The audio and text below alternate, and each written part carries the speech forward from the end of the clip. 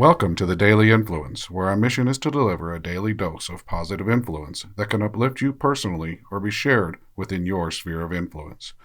While not every episode may directly apply to your unique circumstances, we strive to provide insights and inspiration relevant to most people's daily, weekly, and monthly lives. Whether you are tuning in during the morning, noon, or night, the Daily Influence is here for you. Listen, share, and embrace the power of influence in your life. Hey everybody, Brian Smith here with the Daily Influence, and we are today continuing with our sessions about who am I, and today we're going to talk about intuition. And there's a lot of people who will say that, well, intuition's a bunch of hooey, that, it doesn't mean anything, it's just part of our psyche or it's part of our mind, just convincing us of one thing or another. And I don't really agree with that, as you're going to see. I think that human intuition is a powerful tool that can be used to our advantage if we activate it in a smart way.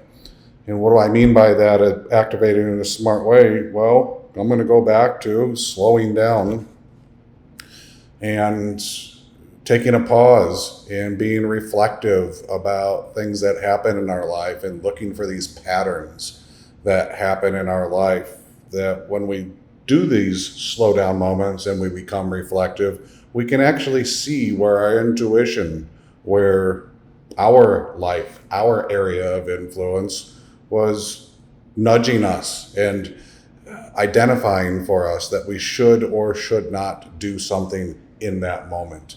And when we slow down and become reflective, you can see these patterns over and over. And for each of us, they're different. For each of us, they have different meanings.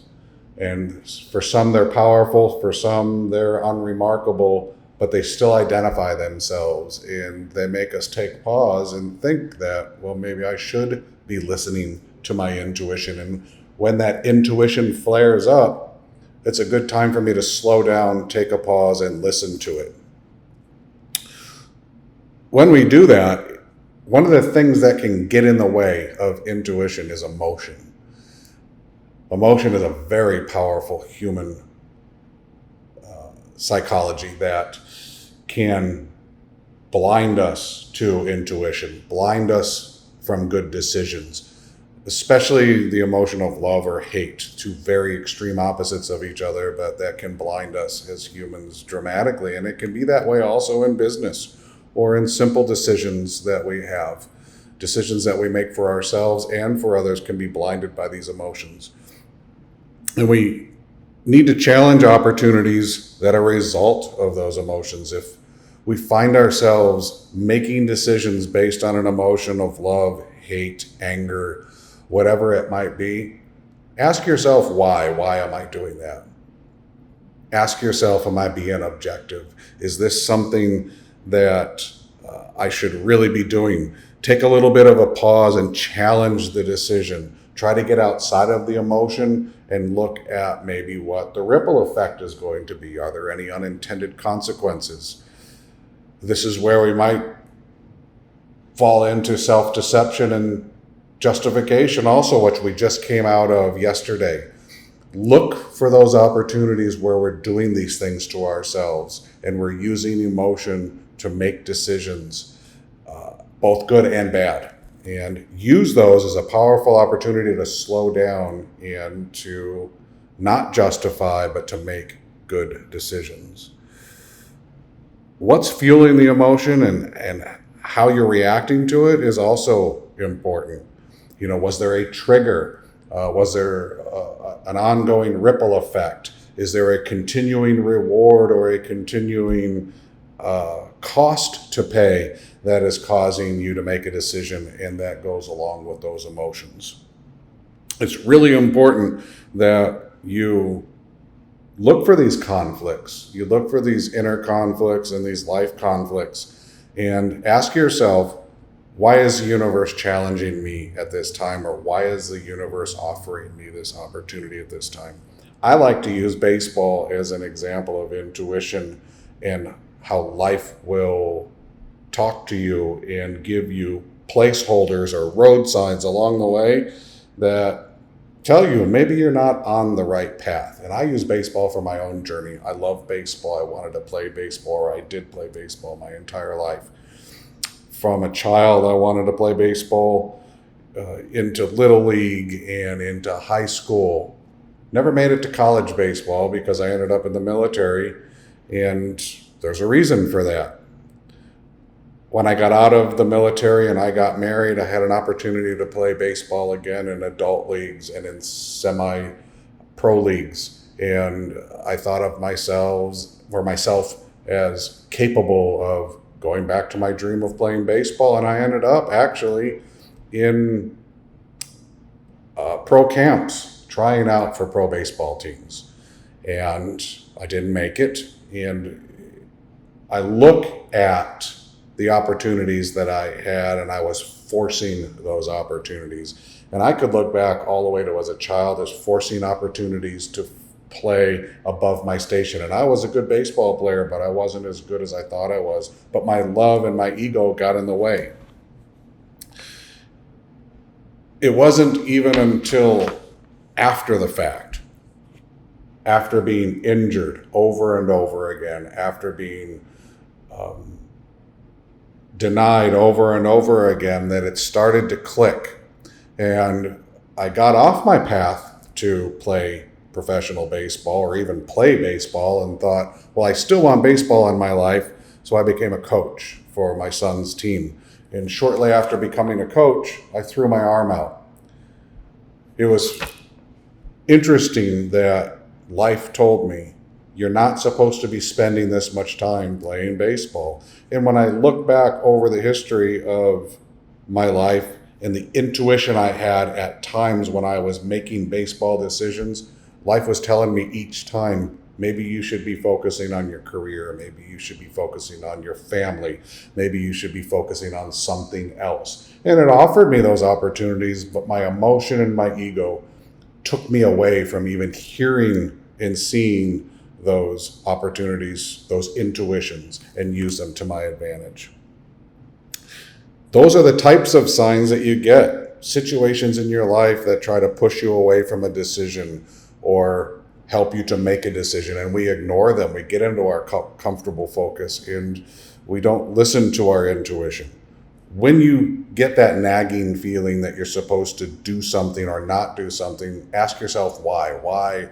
Why is my mind telling me this? Why is my life telling me this? Why are there situations that are trying to give me answers or that look to give me answers to things that I'm trying to solve right now?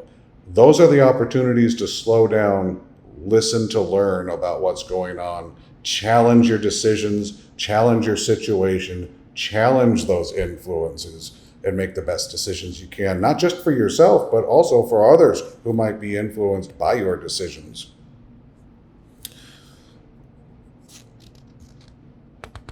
Fluid decisions can be the most difficult and the most challenging for us. And what I mean by fluid decisions is as we go along and we get comfortable in life and we become smarter in our areas of influence, those comfortable focuses can help us or hurt us to make decisions on the fly without much thought.